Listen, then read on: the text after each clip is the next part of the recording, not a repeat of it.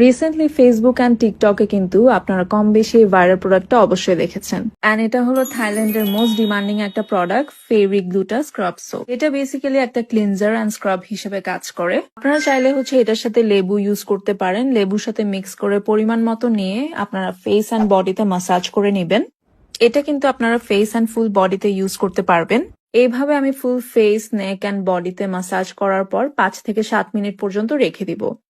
এটার মধ্যে রয়েছে নাইসিনামাইড, যা আপনাদের স্কিনটাকে অনেক বেশি ব্রাইট করে ফেলবে, অ্যাকনে কমাবে এন্ড স্কিন টেক্সচারটাকে ইমপ্রুভ করবে। গ্লুটাথায়ন স্কিন টোন ইভেন করতে হেল্প করে, আর সেন্টালা এশিয়াটিকা যা স্কিনকে সুথ করতে হেল্প করে।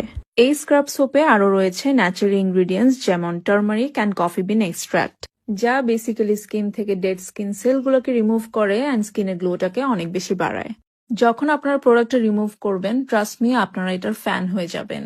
স্কিন অনেক বেশি ফ্রেশ, গ্লোয়িং লাগে অ্যান্ড স্কিনটা অনেক বেশি সফট অ্যান্ড স্মুথও হয়ে যায়। এটা আসলে অনেক বেশি ভালো কাজ করে।